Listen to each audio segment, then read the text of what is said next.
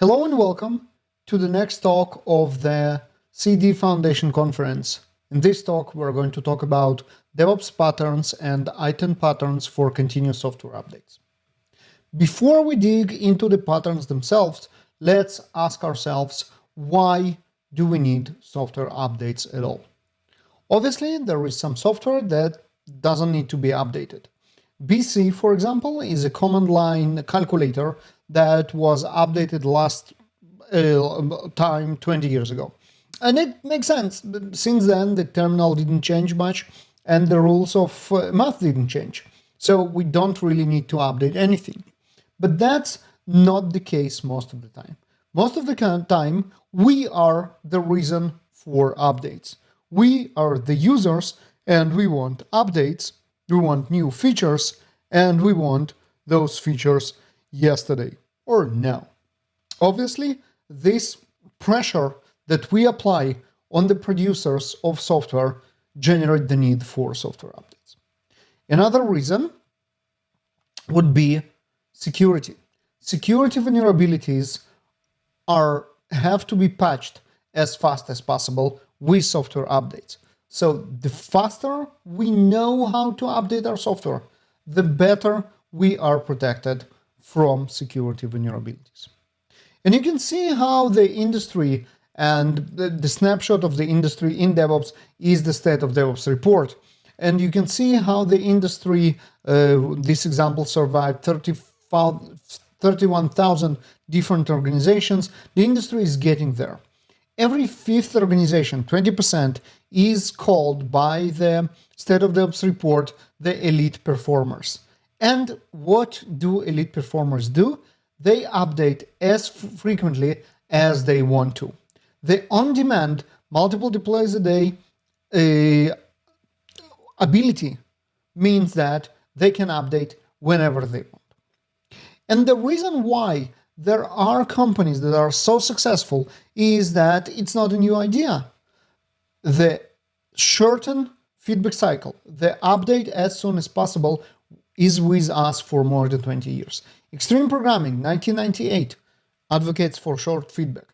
Scrum and Agile, reducing cycle time to the absolute minimum. Toyota Production System, Lean Manufacturing, decide as late as possible and deliver as fast as possible. Kanban, incremental change. All those advocate for more frequent and smaller updates. My name is Baruch Sadogursky. I'm the Chief Sticker Officer with JFrog. I would give you some stickers if we were in person. For now, I will just do the head of DevOps advocacy part. And as I mentioned, I'm with JFrog, and JFrog is a company that creates software for you to be able to update faster. I hope by the end of the talk you will realize why it is important and how to do it. And next obvious thing to do is go to the JFrog booth here in the Conference Expo and talk to us about how we can help. NJ Baruch is my Twitter handle. Feel free to connect. Conveniently, it's in the bottom of every slide. If you are not sure now that you want to connect with me, there is always a chance. The most important slide of this talk is this one. If you go to jfrog.com/shownotes, you will find there the slides, the video, all the links for everything, including stuff that I already mentioned, like, for example, the State of DevOps report, the place to comment, to rate, and a small raffle thanking you for being here. So don't miss that. If you want to go to this show notes page later, you can see it is on the bottom of every slide together with the hashtag for Liquid Software. I'm going to talk about it in a sec, and my Twitter handle. All right. So first of all, let's see what's going on in the industry. For example, for someone who wants to update faster. And we'll take an example of Java. And Mark Reinhold, the head of the Java platform, blogged more than 3 years ago, 3.5 years ago, actually, about how Java is going to release faster. Every half a year, instead of how many years it took to get out Java 8, now since Java 8, 6 months, new version. And that actually happened. Oracle released Java 9, Java 10, Java 11, Java 12, Java 13, Java 14th, Java 15th. Since this announcement, 7 different versions were released, and in those 3.5 years. And now we can check and see how is the adoption of those versions, and be absolutely horrified to discover that 75%, 3/3 of the industry, are still on Java 8. The same Java 8 that was out when Mark Reynolds actually wrote this blog post and shifted Java to a 6-month release cycle. And then you wonder, how does it possible? I mentioned that updates are natural drive. I mentioned how important are they. But Oracle goes there, put all those new versions out there, no takers. Why? To understand why that happens, we need to understand how do we update, how the process works. So let's say there is a new update, and then we need to decide whether we want them or not. Sometimes the update is just not interesting enough, so we will just give up without even trying. We don't want that. Sometimes we want that, and the next question will be, are they high risks? There is a bunch of software that has no risk. For example, the same Java for your local machine or for your development environment. Do you want to try new features of Java? Yes. Is there something in danger when you install it on your development machine? No. So let's go ahead and install it. But when we are talking about production servers, production environments, then there are very high risks. And the next question will be, do we trust the vendor of the update that the update won't break anything? The answer is depends. Think about the vendor that you blindly trust and you say, okay, never mind, whatever the risks are, it's coming from this vendor, I will install it no matter what. If you can think about that, then it will be yes, chances are you won't find one. And it's not that the vendors don't know how to produce a good software. So the question is why we don't trust those vendors and why we don't trust those updates. One suspect will be quality. If I install that, I will discover a lot of bugs. This is not good. But this is a strange point to make in 2020. By now, we should know how to guarantee quality. So what is the problem? The problem is the amount of data we deal with. And the amount of data makes any quality assurance very, very hard. You can see how we go from petabytes that we consider big data now to exabytes, which is like really a lot of data. And then even next step, zettabytes, how huge the volume of the data sphere is. And that means that in more and more companies, staging server in the way that we referred to it previously, like this is a copy of our production environment in which we can verify everything and make sure that it will behave exactly the same in production. Staging server does not exist anymore. And that means that we cannot guarantee the quality of the software that our consumers, the vendors, the users expect. So this is one of the reasons why we don't trust our vendors. And because the software is complex and the updates are complex, and we don't trust the updates. And then we will either say, well, it's too expensive for us to verify, we'll just skip this version. Or if we want it, if we want this version and we are ready to put down the time and the effort and the money to verify it, it will be time consuming and expensive. And the vendors understand that, and they will try to make updates more lucrative to us. They will try to do it by putting more food on the table. And this provides us with a trade-off. And the trade-off is between the features that we really want, that are exist in this update, and the acceptance test cost. And the problem is that this is a vicious cycle in which users don't update, so vendors add more and more features to every release. And then the releases are even more complicated and even more dangerous to install, and then users update even less. Can we cheat somehow? Can we kind of go around this vicious cycle? Well, we can try. We can say, okay, update is available and we will push it to you no matter what, auto update. And then it works if there are no risks. And there are a bunch of applications that already do that. For example, your browser, chances are you don't know which version of the browser you're running. Twitter in your browser, any SaaS, any website, you have no idea what version of the website they are running. Most of the apps in most of the smartphones those days are on auto update. You don't realize when they're updated and how, but when it comes to the really risky parts, like your operating system, then it will be manual update that you will probably defer multiple times before you kind of do your homework and read on the internet that the update is safe, and only then you will update. So this is a problem of trust that we are going to talk about, and I will give you some tips of how can we build this trust, and I will do it through a series of horror stories. The first one is personal.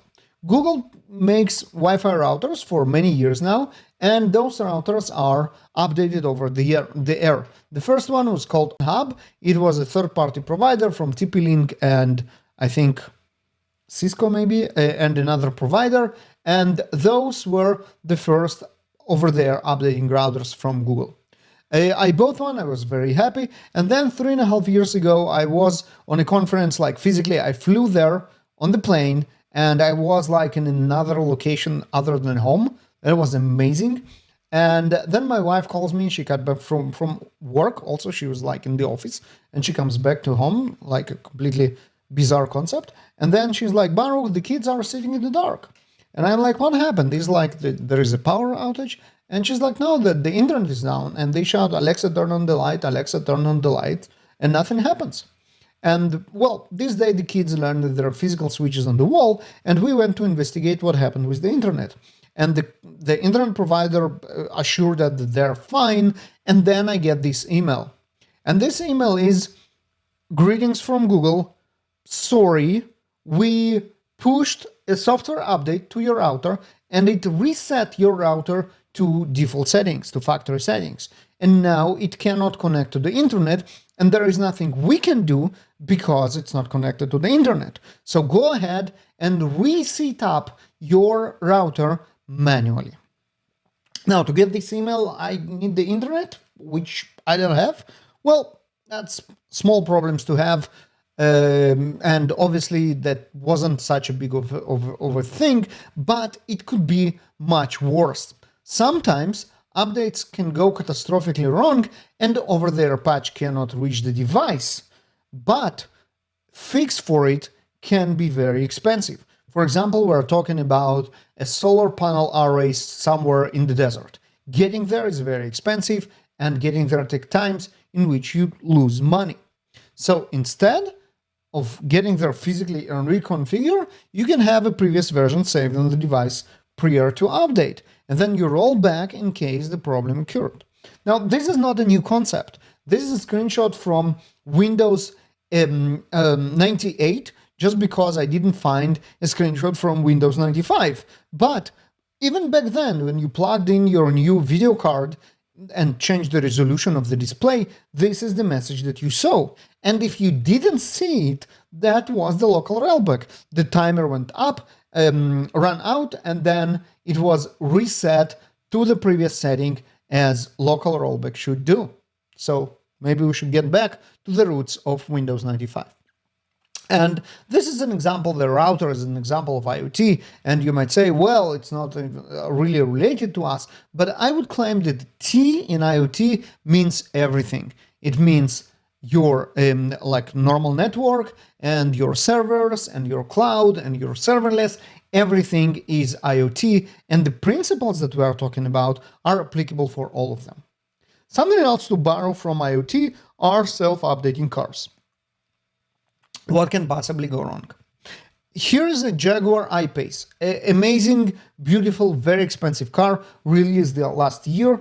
Half a year later, 6 months later, after the release, they discovered a bug in the brakes. Well, the bugs in the brakes probably should be fixed, but they don't have over-the-air updates. So they have to do physical recall and bring the cars to the service in order to fix the bug in the brakes. Physical recalls are extremely costly. Not only they're costly, but also you cannot force the upgrade. What are you going to do? You're going to send a mail in a red envelope written in caps? How can you enforce people to fix the bug in the brakes? Obviously, over-the-air updates solve this problem. You can always push the update to the device, and this will fix the problem. The only thing better than over-the-air updates are continuous over-the-air updates. And to prove you the point of continuous over-the-air updates, let's look at another smart car, which is Tesla. Tesla is amazing, but allegedly its autopilot has a bug which is called the phantom braking. Phantom braking is when the Tesla driver drives in the middle of a road and it's clear weather, no obstructions, Tesla autopilot will slam on the brakes completely out of the blue. And it's very annoying. Obviously, people are really unhappy about that. And some time ago, there was a rumor that the next version of the next update of the Tesla software will fix the phantom braking. And people are waiting and waiting and waiting, and then nothing happens, and it takes very long time to this update to actually hit the car. It turns out that the wait was because of the chess. In the same version in which we had this minor improvement and bug fixes that allegedly fixed the phantom braking, also the biggest feature was the chess. And that made people very angry because, hey, we deal with this phantom braking crap and we need to wait for chess in order to get the fix. And it's understandable that the phantom braking is definitely a priority for those people over chess. But there are other people, smart people, who know how to play chess and don't experiment with not 100% proven autopilot features. And they were outraged as well. They want chess as soon as possible because they want to play chess when they charge their car in the supercharger. Instead, they have to wait for those fixes for the phantom braking on the autopilot they don't even use. Regardless of how you look at it, when you batch features together in one update, important features wait for non-important features. And what is important and what is not is in the eye of the user, and different users might have different opinions. So instead, continuous updates, when you release whatever you have a fix for phantom braking, you ship it. You have chess, you ship it. You don't wait to batch features together is definitely preferable. And this is where I say, hey, but stop with the IoT examples. They are not relevant to me. I'm not an IoT developer. I have other problems. I'm a backend engineer and I update servers. Let's talk about updating servers. Here's an example of server update went wrong. And this is an iconic story from 2012, 8 years ago, about Knight Capital, trading company on Wall Street, third or fourth by their size back then, and they implemented new software system in their computers. Well, the new system reused all the APIs, and they just forgot to update one of their 8 servers. And then new clients send requests the machine that contained old code, and it did something different from what it was supposed to do, like sell instead of buy or whatever. And Obviously, they noticed the problem, and then what they did, they said, well, that was a bad update. Let's undeploy all the code from the machines that we deployed it. And then, obviously, 100% of the traffic went to their own code. And they didn't have monitoring, alerting, or debugging. They tried to they troubleshoot it in real time on the real machines, and 40 minutes later, they lost $400 million and eventually went completely out of business. There are tons of things to learn. And first and most important is that people suck at repetitive tasks. When you automate everything, you won't forget to update the 8th server. Also, they didn't update their server for a very long time. Probably people who knew how to do those updates weren't already in the company, and those who were didn't go through this exercise for years. So obviously, they had a very high levels of anxiety and stress, and this is something that leads to errors. If you update frequently to develop a skill and a habit, as we say, if it hurts, do it more, and obviously this is how updates are less stressful. State awareness. It might be a good decision, it might be a bad decision to reuse the old APIs, but also always remember that you have side effects, that the state will do something, and you will have other clients that refer on the previous state when you are update. Also, don't forget the rollback. Reverting might require reverting the state. Another example, relatively fresh, Cloudflare took down huge chunks of the internet in the summer last year. What happened? Well, Cloudflare battles internet attacks, network attacks, by deploying new routing rules, and they deployed a single misconfigured rule. And what happened next actually teaches me that the Earth won't die from a plague, this or another, or a nuclear war, or any other reasons other than a regular expression. What happened is that the wrong CPU, the wrong regular expression, managed to spike the CPU to 100% and cause the chain reaction. Next thing you see, status page of Cloudflare mentions affected region Earth. Well, what can we learn from here? Progressive delivery. Progressive delivery is very simple. Do not release a bug to all the users. Release to a small number of users first, effectively reducing the blast radius, and observe. If a problem occurs, stop the release, revert the update, and the affected users. Now, this is also not a new concept. You probably heard about progressive delivery when your parents taught you how to do laundry. In every fabric or a fabric treatment, you had this warning. Always spot test on a hidden service first. You try it on a small part of the fabric, and then you decide if you want to proceed. That's exactly that. Now, when you tried it on a small piece of fabric, you need to see if any damage occurred, and that's observability. Because otherwise, back to software, we rely on feedback from angry users on Twitter. And feedback from angry users on Twitter is not the best way to debug your application. Instead, you should implement tracing, logging, monitoring, all the pillars of observability to actually get better results.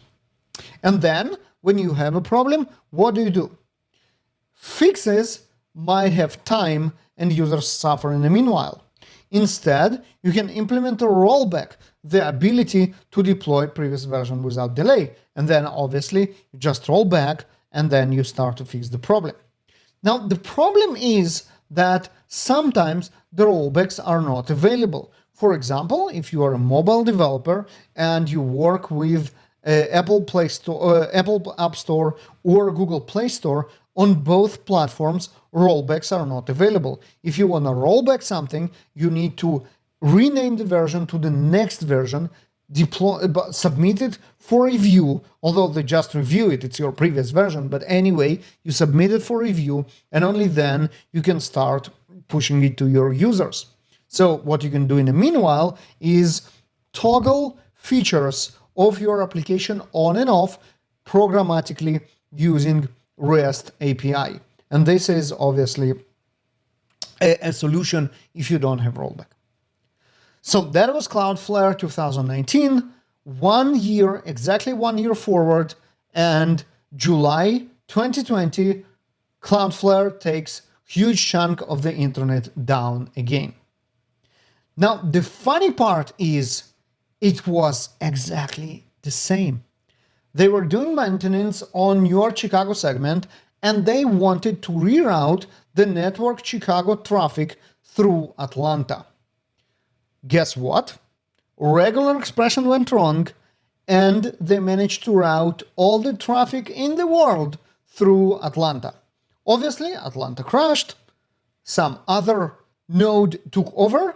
The entire traffic of the internet of the world crashed as well, and the chain reaction, you guessed it, next thing you know, affected region Earth. And again, the lessons are exactly the same.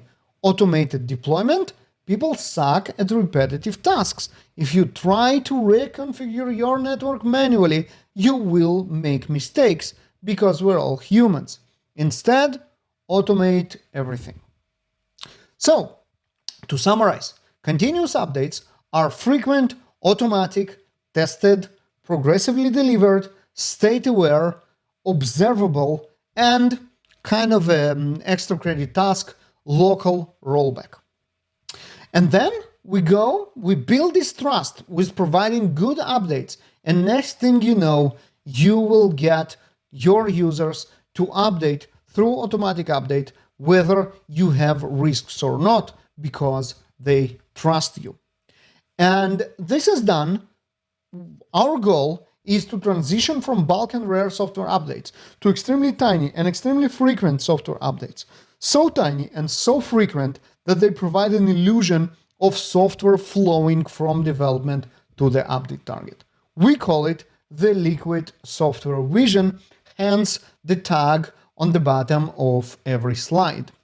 Not only Fred Simon, co-founder of JFrog, came up with this vision, but two co-founders of JFrog, Fred Simon and Yoav Landman, and yours truly wrote a book about it, about liquid software and continuous updates.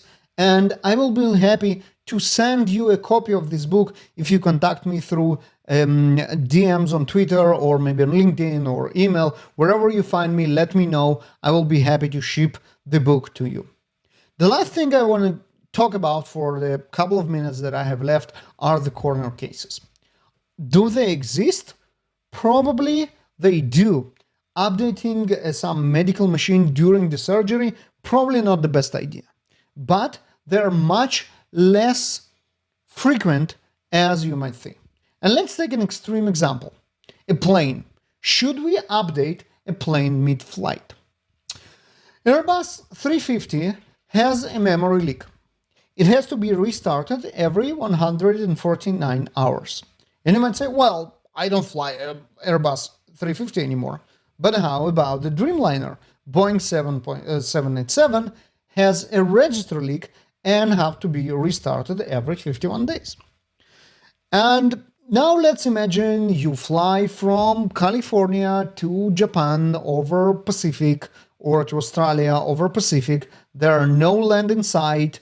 And then the co-pilot asks the pilot, did you remember to restart the plane this morning? Because we're almost up on those 150 hours.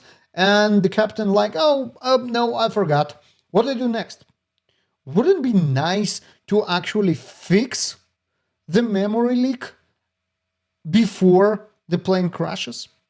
I think it would be nice. And it's not that it wasn't done before. Boeing 777, that was a long time ago, had a problem with turbulence stabilization. They took all the developers, put them on the plane, took off, went to the plane when turbulence actually happened, debugged the plane, patched the plane, and make sure that the problem is fixed all mid-flight. And that's from a wonderful book, Project to Product, by Dr. Mick Kirsten. And this book and everything else, as I mentioned, you can find in jfrog.com/show.